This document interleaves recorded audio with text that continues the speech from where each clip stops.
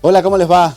Bienvenidos a un nuevo programa de Proyectar, esta propuesta que recorre temas de la arquitectura y de la construcción de la región, tanto de la provincia de Entre Ríos como de la ciudad de Santa Fe. En el programa de hoy vamos a tratar distintos temas. Comenzaremos hablando de algo que dio muchísimo que hablar en la ciudad de Paraná y tiene que ver con la infraestructura de agua. ¿Cómo es la producción y la distribución de agua en una ciudad? ¿Qué temas hay que tener en cuenta y qué novedades viene a traer esta instalación de las nuevas válvulas? ¿Qué tantos problemas trajo la semana pasada? Ahora vamos a tratar de dilucidar cuáles son las soluciones, qué mejores beneficios va a traer para la planificación urbana contar con estas válvulas inteligentes que brindan información de cómo está funcionando justamente toda la red subterránea. También vamos a hablar sobre seguridad e higiene en las obras de construcción, algo que muchas veces perdemos de vista, pero que es un tema central también, no solo por la cuestión de protección de los propios empleados, que termina siendo lo más importante en todas las obras, sino también por todas las partes que están involucradas en el sistema de protección para que funcione bien la seguridad en una obra, y esto es las partes de los seguros, de las ART y también todo lo que tiene que ver con las partes administrativas y burocráticas de autorización de obras. Esos temas vamos a recorrer en el Proyectar de hoy. Las siguientes empresas e instituciones presentan Proyectar. Nexo Aberturas, cerramientos de acero, aluminio y PVC inspirados en la belleza, simpleza y armonía de la naturaleza. Cerámicos Pellegrini, 35 años, socio de la red Metro Cuadrado. Delegación Entre Ríos de la Cámara Argentina de la Construcción, construyendo para el desarrollo de la provincia. Alianza, desarrollos urbanos. Ecoinc, soluciones sustentables para la construcción. Ineco Climatización, único agente oficial Surrey y Peiza en la región. Construimos juntos la ciudad capital, Municipalidad de Paraná. Grupo CDS, desarrollos que transforman. Centro de la Construcción en Seco, la construcción en seco por los especialistas. WP Construcciones Especiales y Steel Frame, materializamos tus sueños. Con obras, el gobierno de Entre Ríos cuida el patrimonio cultural de los entrerrianos.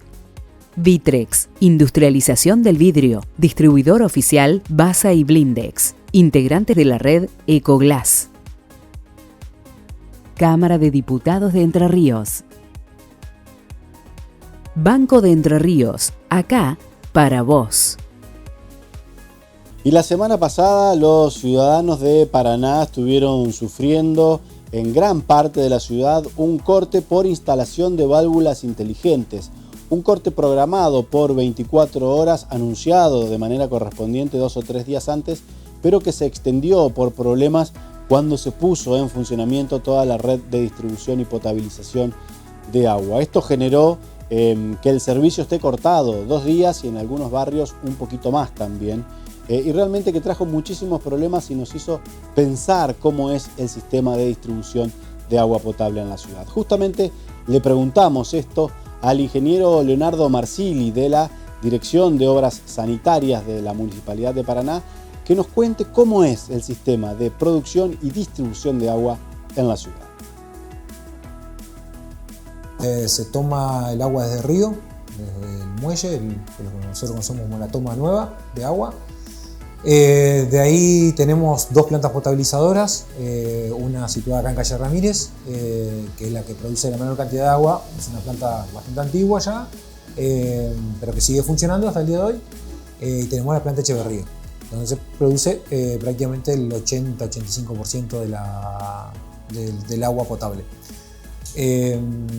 Desde una vez que el agua potable está producida en la planta, tenemos una cisterna donde se clora, se hace toda la parte química del agua, se alcaliniza todo, y de ahí la mandamos a los centros distribuidores.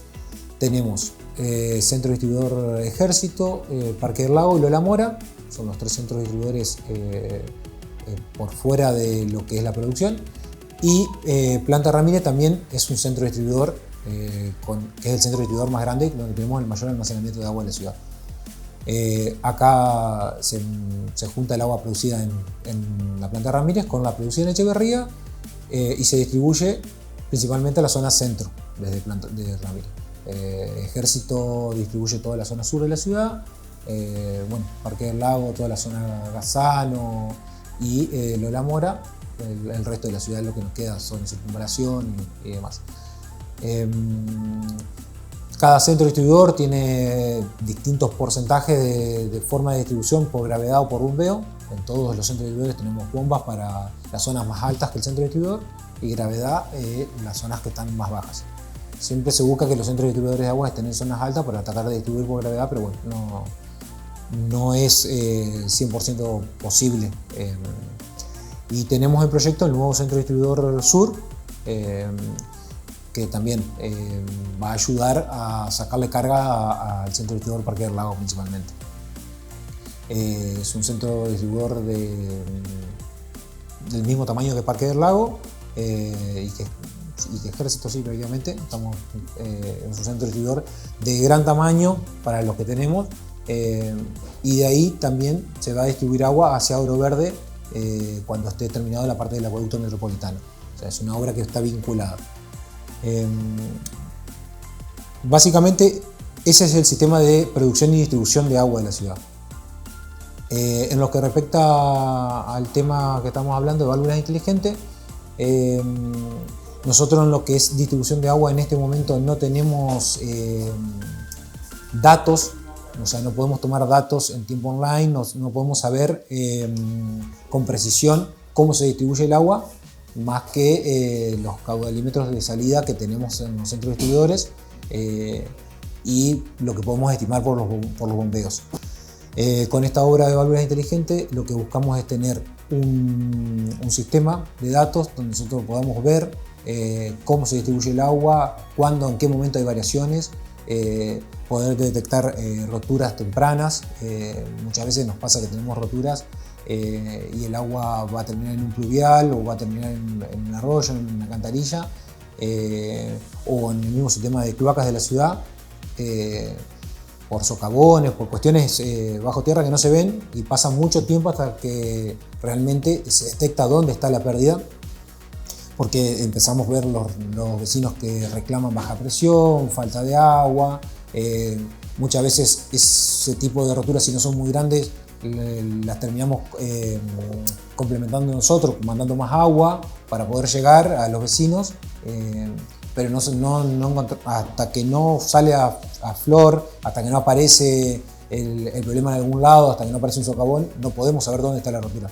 Bueno, con este sistema de válvulas la idea es tratar de mejorar esos tiempos de respuesta, ya que vamos a tener mediciones de los caudales que circulan por la red. Principalmente en las grandes distribuidoras no se van a colocar válvulas en las cañerías finales donde van a la distribución de las casas, sino en las grandes distribuidoras. Estamos hablando de que la válvula más chica que se coloca creo que es en 350 milímetros, si mal no recuerdo, y de ahí hacia arriba.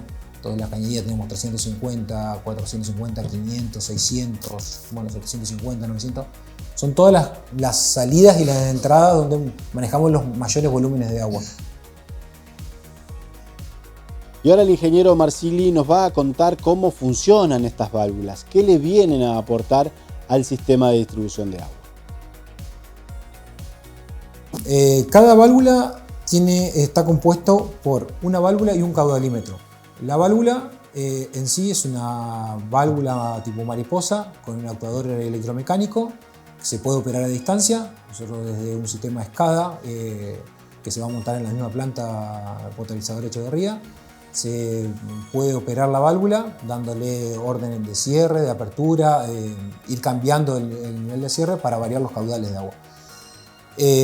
Por otro lado, acoplado a cada válvula va un caudalímetro que nos manda la información al mismo sistema SCADA, donde uno puede ver en tiempo real qué caudal de agua está pasando y con eso nosotros ir viendo si hay alguna variación de caudal, si aumentan los consumos, bajan, en qué momento. Esto lo que nos va a permitir también es ver por la noche, generalmente los consumos disminuyen y nosotros no tenemos posibilidad de disminuir la presión. O sea, la única forma sería tener una cuadrilla circulando por la calle, tocando las válvulas constantemente, pero a ciegas. O sea, ellos estarían tocando y viendo qué es lo que le llega al vecino, tomando presión, qué es lo que le llega al vecino. Y bueno, con este sistema nosotros buscamos poder ver que cuando los caudales disminuyen, poder cerrar las válvulas para bajar la presión en las cañerías principales. Así también evitamos roturas. Principalmente en el verano nosotros tenemos que alimentar con más agua para poder llegar a los vecinos durante el día cuando hay mucho consumo, y una vez que el consumo disminuye, la presión en la cañería empieza a aumentar. Esto genera mayor desgaste en el material, mayores posibilidades de rotura en las conexiones, en todos los distintos enlaces que tienen las cañerías. Con este sistema nosotros automáticamente podemos programarla para que a medida que disminuyan los caudales de consumo se vayan cerrando las válvulas para que disminuyan las presiones también, y evitar roturas muchas veces innecesarias que hoy por hoy con el sistema que tenemos sería caótico y sería hasta más complicado tener personal tocando las válvulas constantemente en forma manual y sin un dato certero. Acá lo importante es poder tener datos certeros y generar estadísticas de los consumos, generar estadísticas de cada zona, cómo se va alimentando cada zona, que al pasar del tiempo con estas estadísticas uno puede ir encontrando problemas e ir mejorando el servicio. Y realmente cuando hablamos de ciudades inteligentes, de gestiones urbanas y planificación de las infraestructuras y los servicios ciudadanos que tienen que funcionar con información al instante, con sensores, con caudalímetros, con un montón de información que permite sistematizar el funcionamiento, detectar problemas a tiempo y un montón de cuestiones de iluminación inteligente y en este caso de distribución de agua. Estas válvulas inteligentes realmente que son una solución en este sentido, pero también tenemos que tener en cuenta que estas válvulas miden el caudal de agua, cómo se distribuye el agua en las distintas redes y en las distintas zonas de distribución, pero no la presión del agua, algo que tienen incorporado pero que todavía no se va a poner en funcionamiento, al menos en esta etapa. La diferencia entre medir caudal y presión, eso le consultamos al ingeniero Leonardo Marcini. Tienen una conexión para medir presión, eso también va vinculado a la SCADA. O sea, son dos medidas distintas, son dos tipos de información distinta. El caudal es la cantidad de agua que pasa por la válvula, o sea, qué volumen de agua se está moviendo, y la presión es qué fuerza está ejerciendo el agua sobre la cañería. Son dos cuestiones distintas. Uno puede tener el caudal sin presión, puede tener presión sin caudal. O sea, incluso generalmente cuando uno no tiene caudal y está inyectando agua, lo que genera es presión. Y lo que suele romper las cañerías es la presión justamente. Por eso generalmente nosotros hablamos de caudal porque es el volumen de agua que movemos, y en este proyecto en particular nos interesaba saber el volumen de agua que se está moviendo en la ciudad y cómo se está direccionando ese volumen de agua. Porque de cada centro distribuidor nosotros tenemos la salida, pongamos un ejemplo, una salida por gravedad del centro distribuidor de acá de calle Ramírez. Sale el caño principal de gravedad y se va derivando en otros caños, pero nunca sabemos para qué lado se direcciona el agua. Una vez que nosotros sabemos cuánta agua sale de acá, después no sabemos para qué lado se direcciona. Y nosotros podemos llegar a tener una idea del valor de agua que sale de acá, pero después no sabemos hacia qué lugar de la ciudad se va direccionando eso, dependiendo de cómo estén las válvulas, de cómo estén los consumos. Bueno, con esto nosotros tratamos de saber para qué zona de la ciudad se nos va direccionando el agua y cómo se nos va direccionando. Y para medir presión se necesita otras inversiones, en otra etapa, si se puede hacer con este tipo de válvula. No, sería, cada válvula tiene entre el caudalímetro y la válvula tiene un punto para tomar presión, tiene una muestra para tomar presión, es cuestión de incluirlo a la escala, pero no estaba contemplado de base en el proyecto, pero no requiere una gran inversión, es solamente el sensor, no estamos hablando de algo muy descabellado, es solamente el sensor nada más.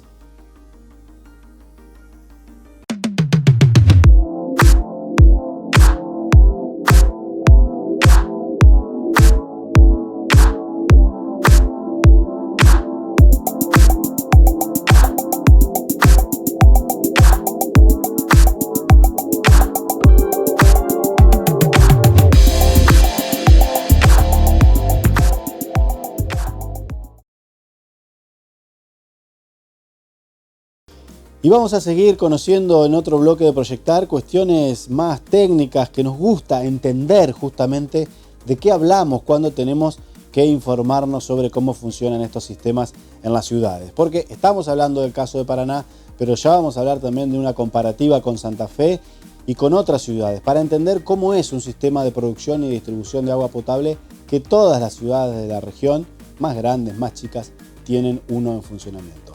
Ahora hacemos una pausa muy breve y ya seguimos con más.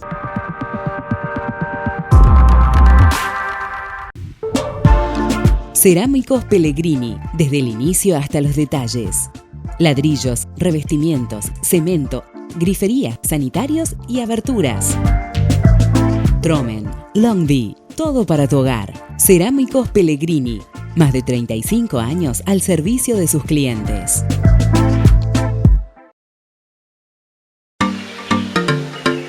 Eco Inc. Soluciones sustentables para la construcción. Aislación térmica y acústica con fibra celulosa reciclada. Producción de paneles de steel frame inteligente. Eco Inc. Soluciones sustentables para la construcción. Acá descubrí mi vocación. Aposté a mis sueños y a crecer. Puedo experimentar la naturaleza al máximo. Amo crear y compartir con lo más nuestro. Encontré nuevos amigos, diversión y entretenimiento. Compartir, aprender, disfrutar. ¿Qué más? Centro de la Construcción en Seco. Cielos rasos, tabiques, revestimientos, steel framing. La construcción en seco por los especialistas. Encontranos en www.construsecoweb.com. Nuestra cultura, nuestra gente, nuestro trabajo, nuestra historia, nuestra tierra. Todo eso que nos hace entrerrianos. Canal AED, de la Asociación Entrerriana de Telecomunicaciones. El canal entrerriano, donde está nuestra televisión.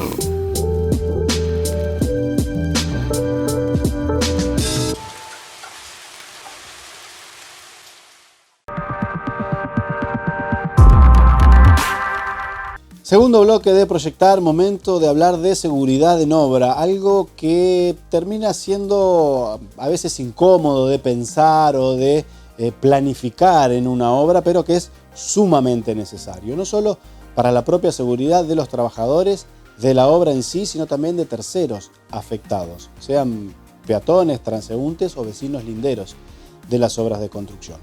De todas estas cuestiones vamos a hablar con la licenciada Yelén Herrera, especialista en la materia, que nos va a contar justamente el tipo de trabajo que están realizando ellos en la región y va a empezar por la importancia de detallar cuál es justamente lo central de planificar el aspecto de la seguridad y la higiene en todas las obras de construcción. Primero que nada, creo que el rol principal del personal que hace higiene y seguridad en las obras, trabajamos obviamente con clientes que en este caso tienen obras de gran envergadura, entonces el rol nuestro es un rol de control, si se quiere, cuando hacemos servicios internos, y cuando trabajamos en servicios externos con el cliente, lo que hacemos es asesoramiento y capacitación. Creo que dentro de eso el rol principal nuestro dentro de las obras es como formadores de los distintos niveles jerárquicos de los empleados. ¿Sí? Tenemos capacitaciones para niveles superiores, para nivel medio y para nivel operativo. Así que dentro de lo que hacemos, trabajamos en formar empleados para que aprendan a cuidarse a sí mismos y para que aprendan, si se quiere, a analizar los riesgos que son parte de la jornada laboral y que ellos en el día a día naturalizan y son la mayor causa de accidentes en el ámbito de la construcción.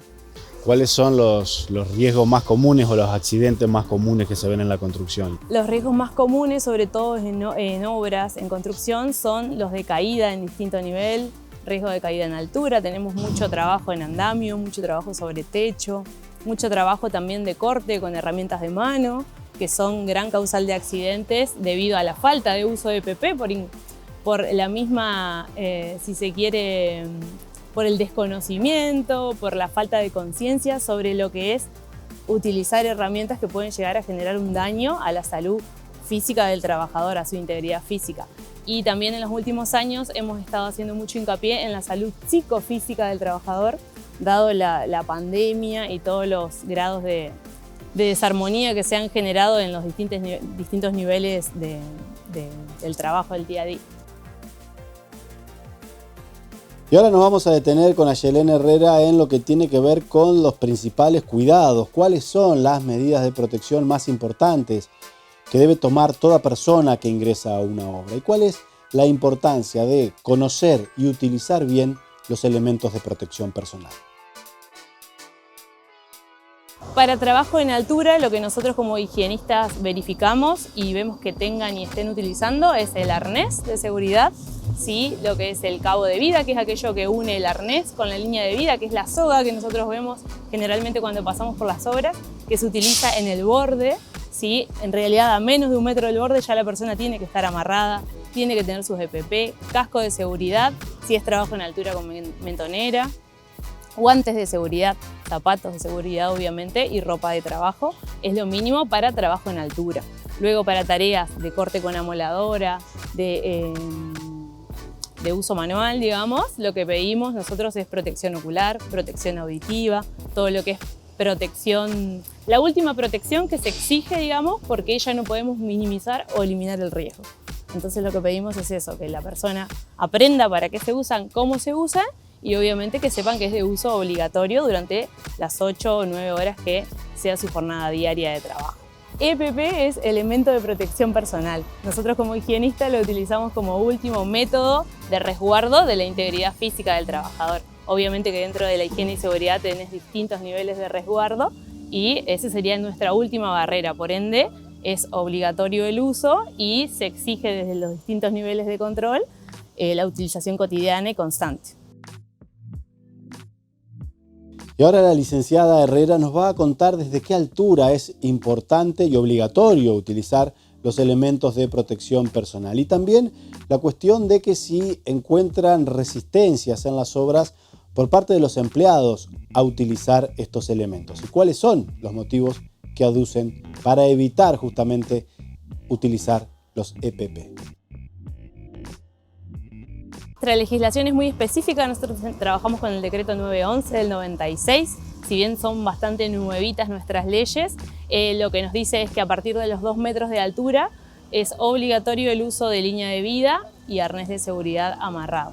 Entonces ese es nuestro mínimo, que sería un cuerpo de andamio, tiene 1,80 m, o sea que a partir del primer cuerpo de andamio ya tendría que estar el operario completamente seguro trabajando con sus elementos de protección personal.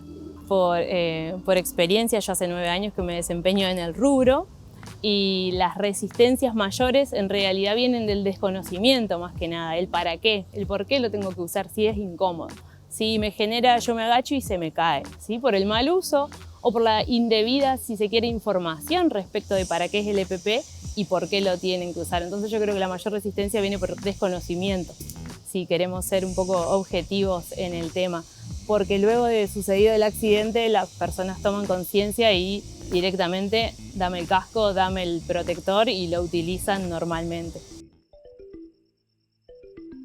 Y le consultamos a la licenciada qué ocurre en obras informales, porque uno en obras más grandes, de gran envergadura, está acostumbrado a ver cómo todos los obreros utilizan cascos y los elementos de protección. Pero, ¿qué pasa con la construcción informal? Algo que sucede muchísimo en nuestra región, y las cuestiones de seguridad en obra.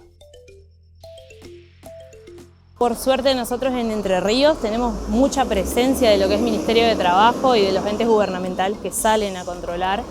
Estamos viendo de a poco nosotros desde el colegio, yo soy integrante de la comisión directiva del colegio de licenciados y técnicos en seguridad e higiene, y estamos trabajando con los entes gubernamentales para esto, para fomentar a los empleadores, tanto informales como formales, la consulta. Que no tengan miedo de consultar con los profesionales en la materia. ¿Por qué? Porque muchas veces en obras informales es donde se dan la mayor cantidad de accidentes.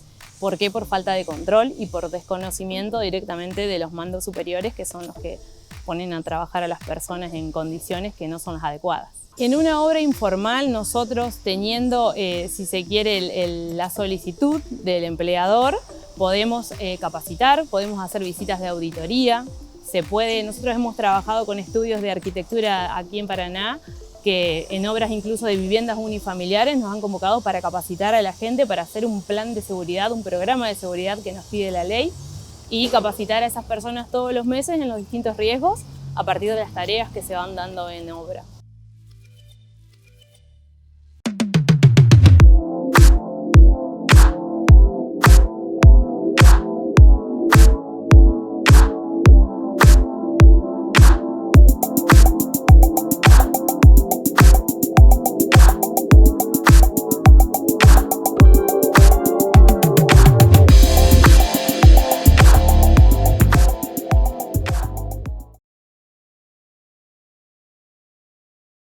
Más adelante vamos a seguir analizando más aspectos que tienen que ver con esta cuestión y cómo funcionan nuestras jurisdicciones. Ahora, momento de hacer la segunda pausa en el proyectar de hoy, pero no te vayas porque tenemos muchísima más arquitectura. WP Construcciones Especiales y Steel Frame. Materializamos tus sueños. Ingeniería, cálculo estructural, arquitectura y diseño. Ejecución y dirección de obras nuevas, reformas o ampliaciones, eficiencia, rapidez y confort para las nuevas formas de habitar. Renovamos el home banking de Banco Entre Ríos y ahora es mucho más ágil, simple y práctico. Pagar tus compras es más ágil, simple y práctico. Pedir un préstamo es ágil, simple y práctico. Así es el nuevo home banking de Banco Entre Ríos. Ágil, simple y práctico. bancoentrerrios.com.ar. En rutas entrerrianas, conducí con responsabilidad. Si vas a hacer un sobrepaso, presta atención. Controla la velocidad y la distancia. En un segundo de distracción, una maniobra indebida puede ocasionar un siniestro. El 90% de las muertes son por errores humanos, adelantamientos indebidos, despistes y vuelcos por exceso de velocidad. Mantén la distancia segura. Respetá la velocidad. Gobierno de Entre Ríos.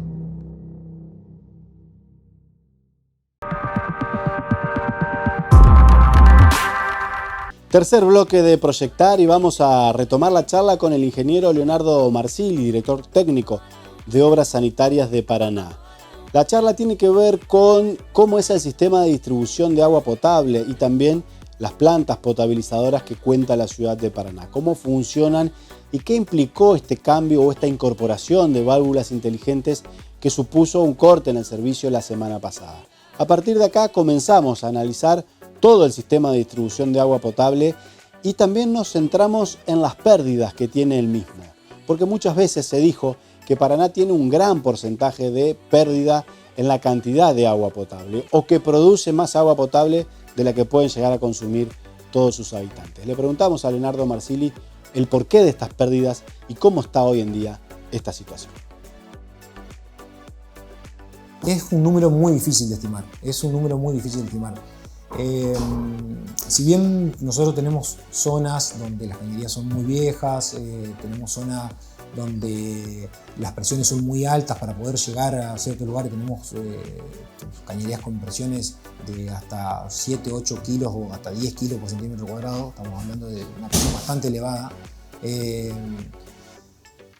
Es muy difícil estimar el volumen de agua perdido.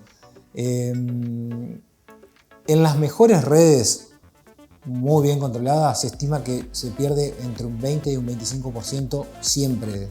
Nosotros debemos estar por arriba de ese número, pero bueno, digamos, es cuestión de infraestructura y también está muy relacionado con el terreno de Paraná. Nosotros tenemos una ciudad que tiene muchos desniveles y esto nos lleva a tener que tener grandes presiones para poder llegar a todos los vecinos. Entonces esto también nos genera más pérdida en una conexión común que se rompa. Muchas veces tenés una presión bastante alta, la cantidad de volumen, el volumen de agua perdido es bastante.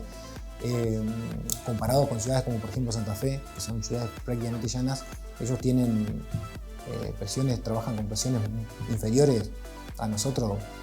Ellos con presiones de 1 kilo o 2 kilos llegan prácticamente a toda la ciudad. Nosotros estamos hablando que nos vamos casi con 10 kilos en algunos lugares. Se nota la diferencia. Y el volumen de agua perdido es bastante mayor. Y ahora nos vamos a centrar en otra cuestión importante que tiene que ver con la micromedición o la instalación de medidores domiciliarios del consumo de agua. Paraná tiene un sistema mixto donde las viviendas más nuevas tienen por ordenanza obligatoriamente este medidor y las más antiguas no. Pero hay que tener en cuenta que a veces es una ventaja contar con un medidor porque algunos tipos de vivienda, aquellas que son más grandes en metros cuadrados, terminan pagando menos con el agua medida que lo que pagarían si no cuentan con ese medidor. Allí hay un ahorro a lo largo del tiempo más allá de lo que implica la propia instalación del medidor. Pero ¿qué supone para el municipio, para la gestión de la política pública, contar con esta información detallada de cuánta agua se consume en cada uno de los edificios de la ciudad? El sistema al ser mixto y no tener el dato completo no nos sirve mucho en esta cuestión. En el caso de llegar a una medición cercana al 100%, de una micromedición cercana al 100%, en las zonas donde están alimentadas por estas válvulas, ahí sí, por ejemplo, podríamos calcular lo que me habías preguntado anteriormente del derroche de agua, o sea, la pérdida de agua, porque ahí tendríamos cuánto caudal tenemos desde lo que nosotros entregamos, cuánto están consumiendo los vecinos y esa diferencia podríamos tener un número más preciso del derroche de agua, no sería derroche, sino de las pérdidas de agua en realidad generadas por la red. La micromedición nos serviría para eso, más allá de la parte tributaria, nos serviría en realidad para eso. Pero para lograr eso debemos tener una micromedición prácticamente del 100%, si no estamos jugando siempre con una variable que no es fácil de cuantificar. Cada familia consume distinto, si bien se puede hacer algún promedio, es difícil cuantificar, es muy difícil cuantificar, y más con el ciudadano de Paraná que no está acostumbrado al agua medida. En otros lugares que están acostumbrados al agua medida se ve que hay una conciencia de cuidado mayor que en la ciudad.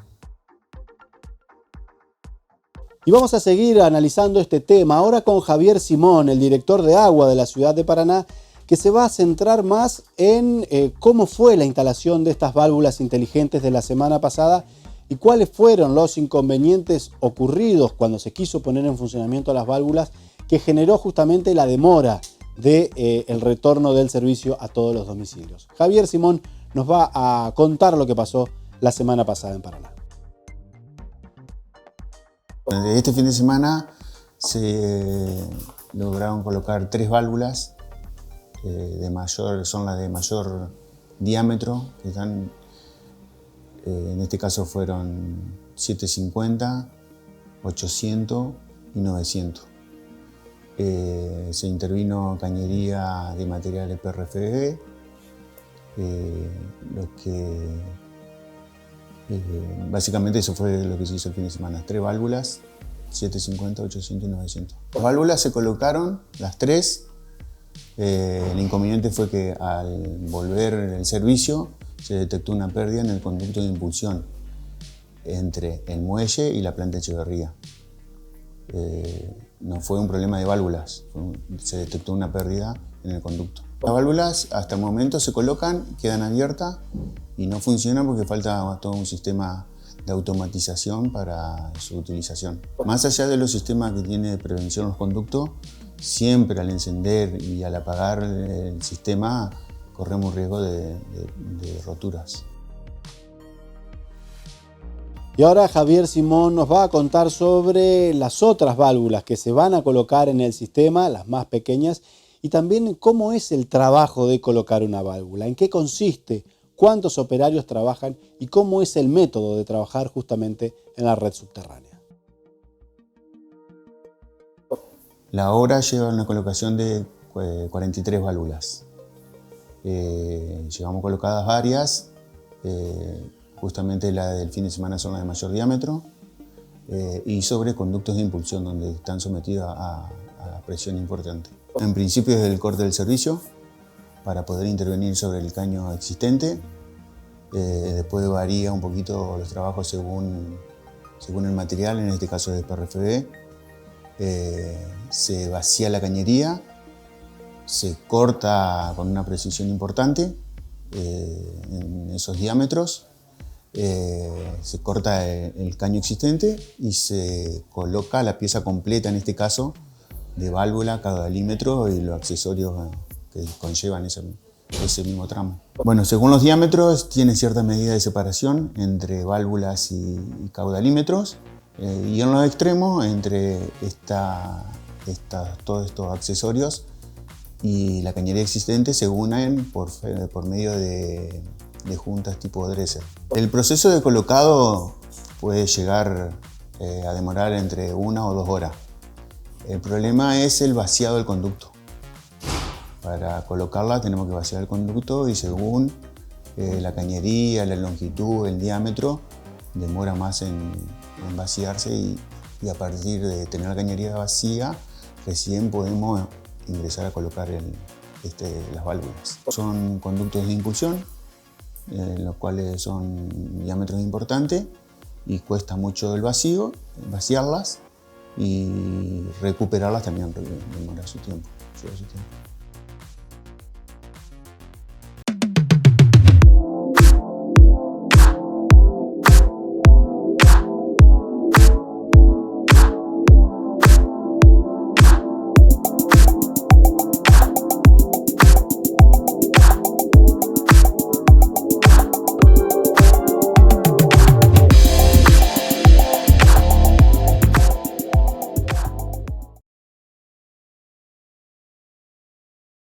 Y realmente que muy interesante detenerse en estas cuestiones técnicas del funcionamiento integral del sistema para entender mejor lo que pasó y las ventajas de lo que puede llegar a pasar teniendo estas infraestructuras con tecnologías acorde a estos tiempos. Ahora momento de hacer una pausa, la última en el proyectar del día de hoy, y ya volvemos. BEST. Venta de materiales eléctricos. Ingeniería para obras de media y baja tensión. Armado de tableros, automatizaciones. BEST, distribuidor oficial de Schneider Electric, Connex2, STEC, Phoenix Contact, Finder y Tecnobox.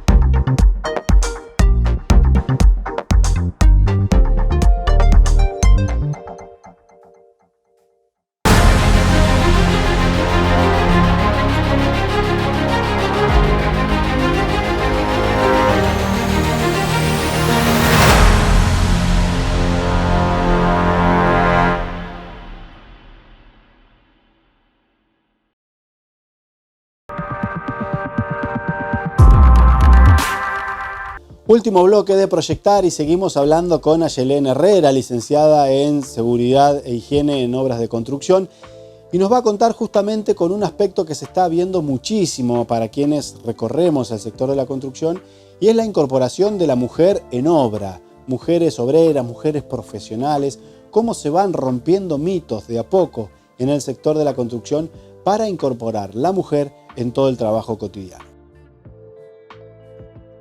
Te podría decir que hace unos años, cuando nosotras empezamos a entrar como técnicas en las obras, que había servicios permanentes, que hoy incluso en muchas obras tenemos servicios permanentes, esto de diferenciar los baños, de aprender que ahora hay una mujer en la obra.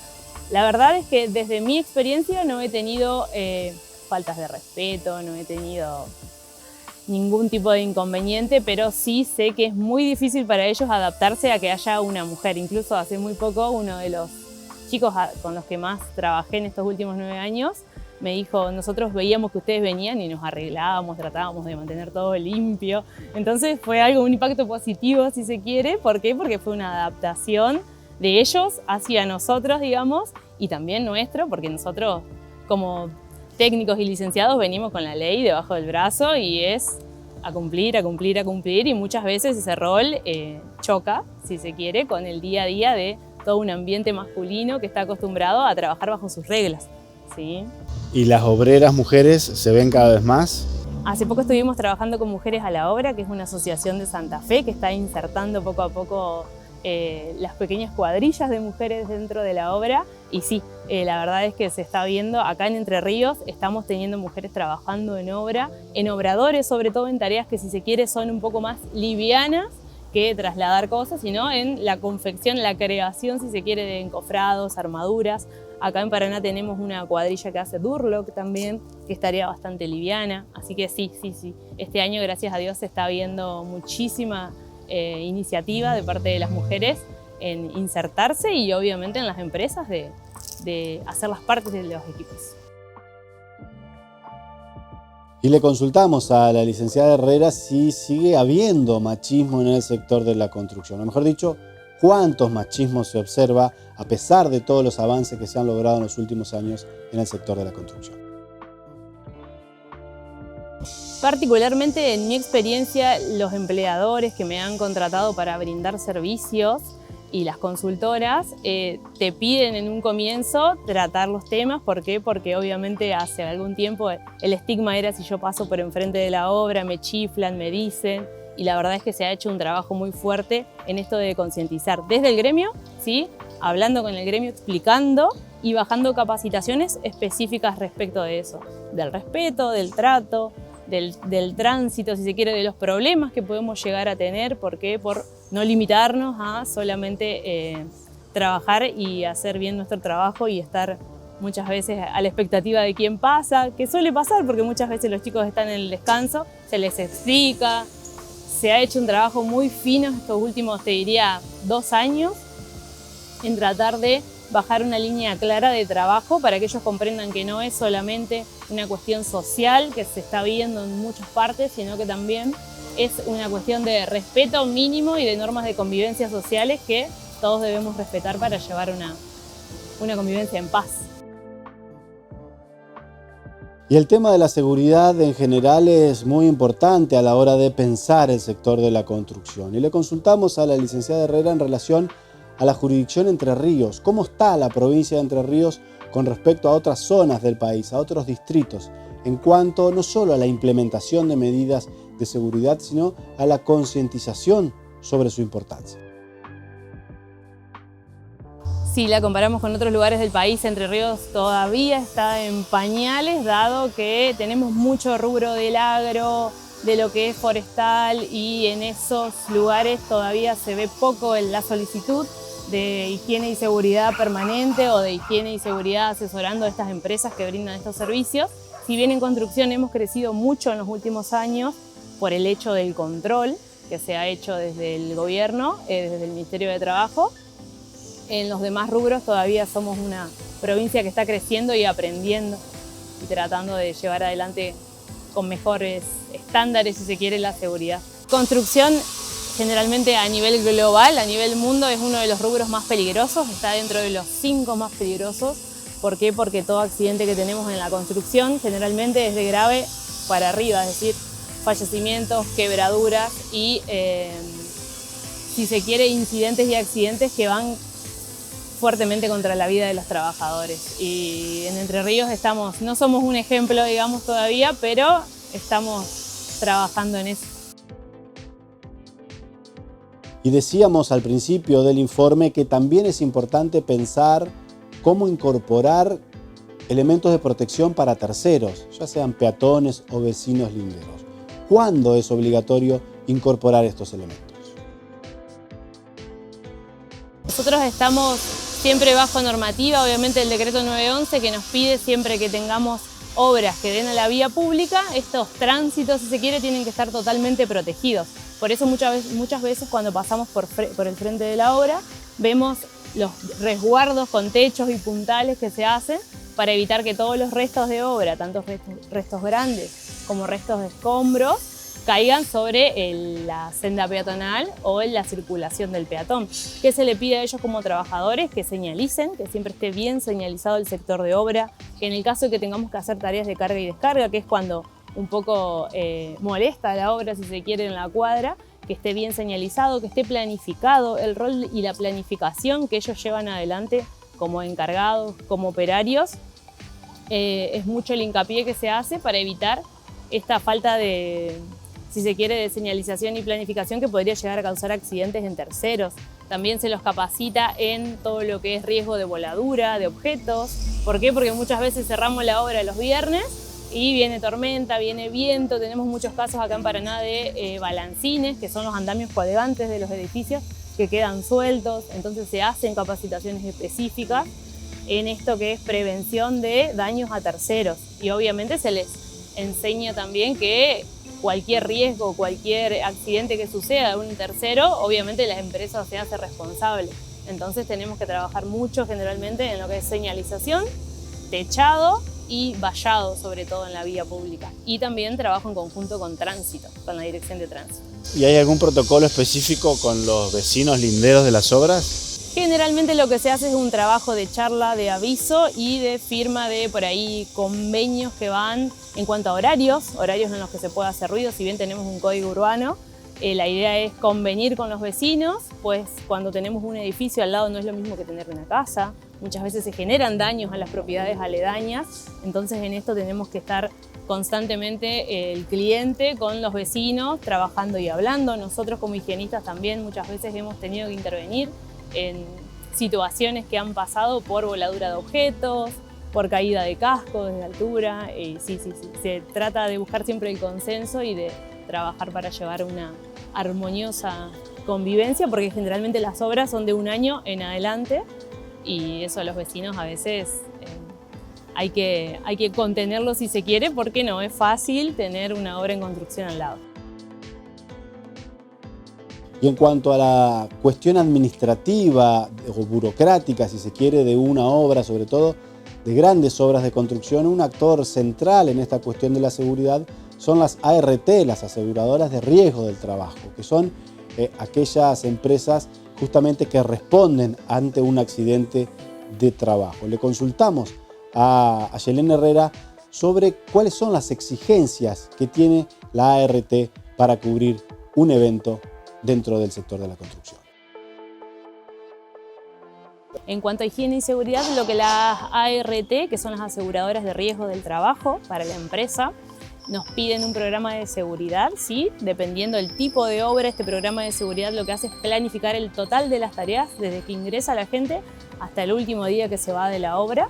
El programa de seguridad contiene todo lo que es el plan de capacitación, el plan anual donde tocamos los distintos temas, el cronograma, la memoria descriptiva de la obra, y sin un programa de seguridad, una obra en construcción de mayor a 1000 metros y con ciertos requisitos que tenga trabajo en altura no se puede habilitar. Entonces ese sería lo primordial de los requisitos legales en cuanto a ART Higiene y Seguridad y Superintendencia de Riesgo de Trabajo, que también es el ente gubernamental, si se quiere, nacional, que controla a las ART, y las ART ejercen el rol de asesores y controladores también de los empleadores. Son un actor importante porque son quienes responden ante cualquier accidente. Exactamente, ante cualquier accidente la ART, para cubrirte, tiene que tener esta documentación respaldatoria que está firmada por el responsable de la empresa, por el responsable de higiene y seguridad y por un asesor responsable de la ART, donde convenimos. Generalmente los programas de seguridad se trabajan, es un ida y vuelta, y llegamos al acuerdo, se firma el programa de seguridad y ahí recién se da comienzo a la obra con el aviso de inicio de obra, que también es un documento que nos pide la ART. Las siguientes empresas e instituciones presentan Proyectar. Nexo Aberturas, cerramientos de acero, aluminio y PVC inspirados en la belleza, simpleza y armonía de la naturaleza. Cerámicos Pellegrini, 35 años, socio de la red Metro Cuadrado.